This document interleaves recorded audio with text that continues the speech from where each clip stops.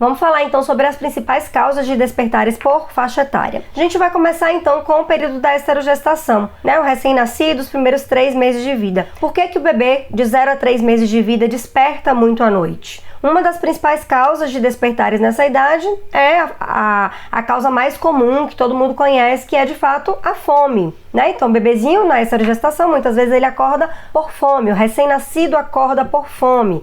O estômago é muito pequenininho, precisa mamar mais vezes para adquirir a quantidade de calorias necessárias para ganhar peso, para não entrar em hipoglicemia, aquele recém-nascido aí da primeira semana de vida.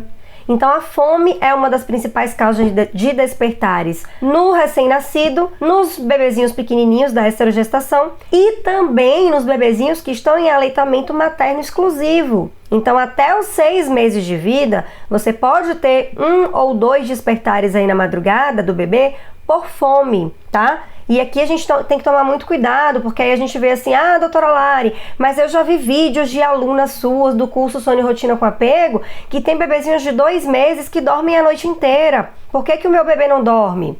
Porque o seu bebê não é o bebê dela, o seu bebê não é igual ao bebê dela, a sua produção de leite não é igual a dela, e por aí vai. Então, comecem a evitar comparações a partir de agora. Quando vocês estão entrando aqui no método Sono e Rotina com Apego, começa, primeiro passo, parar de comparar seu bebê com outro. Compara o seu bebê com ele mesmo, tá? Então, compara com ele mesmo.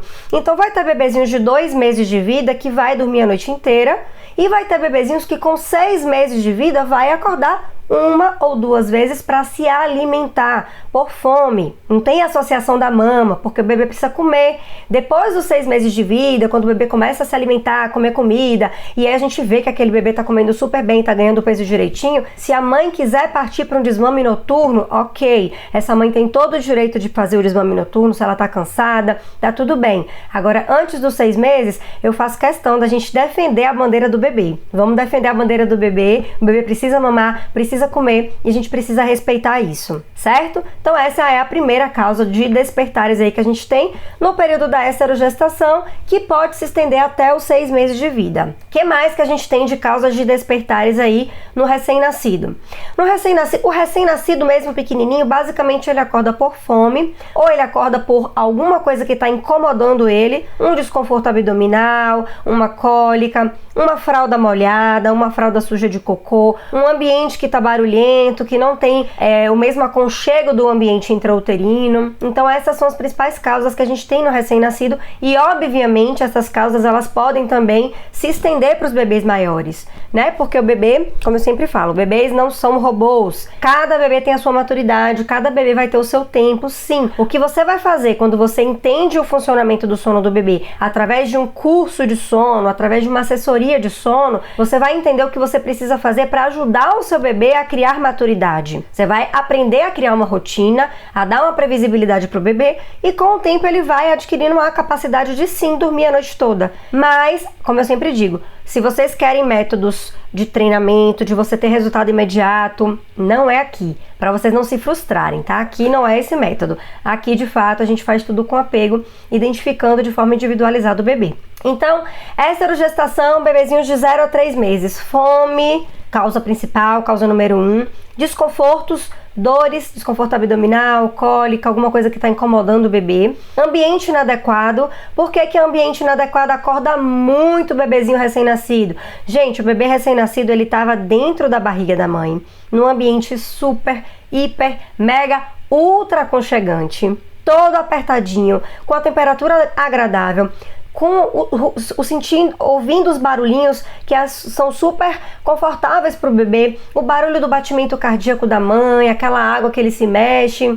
E aí, do nada, ele vem para esse ambiente aqui fora. Um ambiente frio, um ambiente onde ele tem reflexo de Moro, toda hora ele se assusta, né? Então, para vocês que não sabem o que é esse susto que o bebê toma, nada mais, nada menos do que é o reflexo de Moro. É o nome técnico, o nome profissional que a gente tem, o nome médico para esse reflexo que o bebê tem de se assustar. E aí, o que é que a gente precisa fazer para adequar esse ambiente de sono? Então, a gente precisa primeiro tomar conhecimento do ambiente adequado e aí você vai lembrar como é que era o ambiente intrauterino. intrauterino escuro, então é importante que o bebê durma no escuro, com uma temperatura agradável. Então, se você vai ligar o ar-condicionado ou vai ligar o ventilador, agasalhe esse bebê, deixa esse bebê bem confortável. Se você vai deixar o bebê dormir no calor, se você não tem ar-condicionado nem ventilador e tá muito quente, deixa esse bebezinho mais fresco. Então, às vezes a gente tem a sensação e a impressão de que o recém-nascido sempre sente frio. Sempre, a gente sempre acha que o bebezinho sente frio. E na verdade não, o bebê também sente calor. Ele não consegue controlar muito bem a sua temperatura.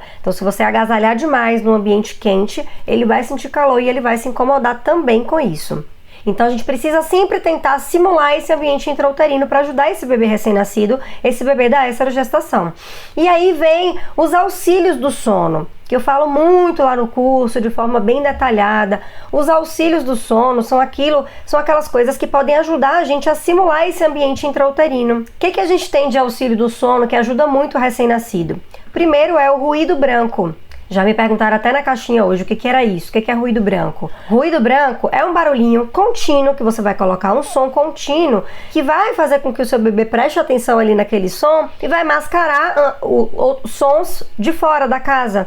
Uma televisão ligada, alguém que fala alto, uma porta que abre, alguma coisa que cai no chão. E esse ruído branco ele vai mascarar esses outros barulhos, além de simular um ambiente intrauterino. Então tem alguns barulhinhos que você pode colocar quando o bebê é recém-nascido, que simula exatamente o barulho intraútero. Então tem sons, por exemplo, de batimento cardíaco. Então, tem esse sonzinho que você pode colocar ali para o bebê dormir. Sons de cachoeira, de água caindo, secador de cabelo. Funciona muito o som de secador de cabelo. Que é até o próprio chiado que a gente faz muitas vezes para acalentar o bebê, né? A gente pega o bebê no colo.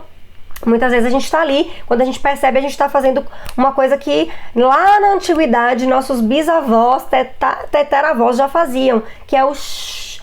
Por que a gente faz shh pra acalmar o bebê? Shh, shh. Porque esse barulho shh simula um pouco do barulho que ele escutava dentro do útero e o bebê se acalma com esse chiado. Então, o ruído branco ajuda muito você a acalmar o bebê, não só para dormir, viu, gente? Às vezes a gente coloca ruído branco simplesmente para acalmar aquele bebê durante o dia, que ele tá irritado, que ele tá com cólica, não tá conseguindo mamar direito.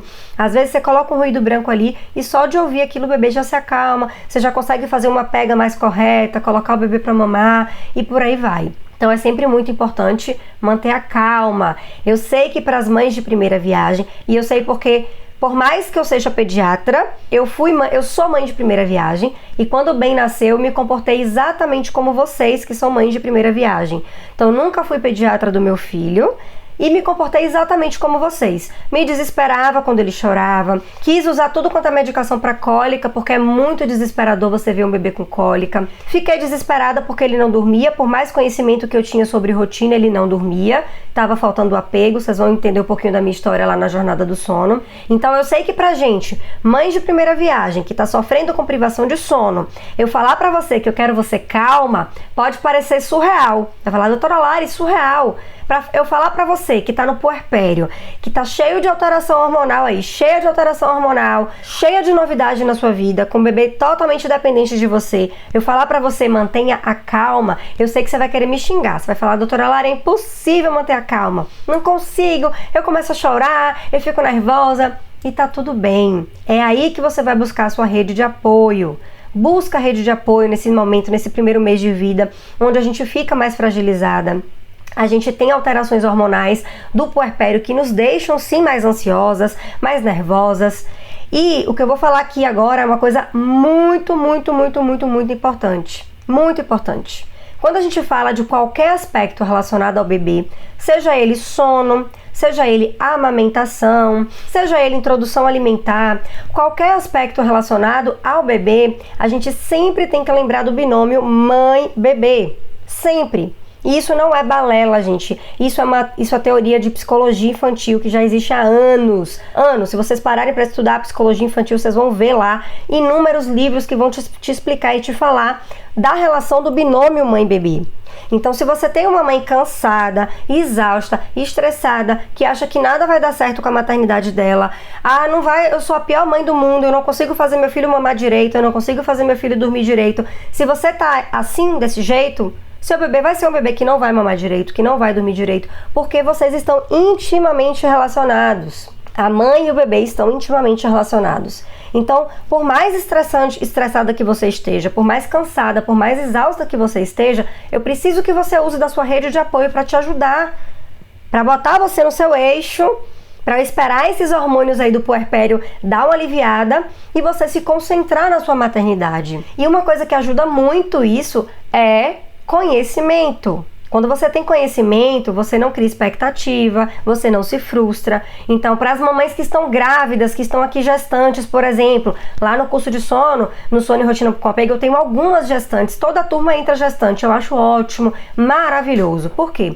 Essa gestante, ela vai assistir o curso todo, ela não tem bebê ainda, ela tá na reta final, muitas vezes ela tá em casa, já não tá mais trabalhando, e ela consegue assistir o curso e ela vai entender o funcionamento do sono do bebê. Quando o bebezinho dela recém-nascido acordar de hora em hora, ela não vai achar que o bebê dela tá com fome, que o leite é fraco. Ela vai entender que aquele bebê acordar de hora em hora, nesse primeiro momento, é normal, é esperado. Ele precisa mamar, ele precisa comer, ele inverte o dia pela noite, é outra grande causa de despertar aí nesses bebezinhos pequenininhos. Inversão do dia pela noite. Eles não têm ciclo circadiano funcionante. Então o bebê não nasce sabendo o que é dia e o que é noite. A gente precisa ajustar a rotina, explicar para esse bebê, fazer os rituais do bom dia, abrir a janela, mostrar pro bebê que é dia e por aí vai, fazer os rituais das sonecas, fazer com que o bebê não durma tanto, não deixar o bebê dormir 3, 4 horas seguidas durante o dia, porque isso vai prejudicar o sono noturno, porque ele vai inverter e por aí vai. Então esse bebezinho recém-nascido, a gente vai começar a explicar para ele como é que funciona o sono. E devagarzinho ele vai entender, vai aprender, vai adquirir a maturidade dele no tempo dele e vai dormir a noite inteira no tempo dele, desde que você faça o que você tem que fazer, faça o que tem que ser feito.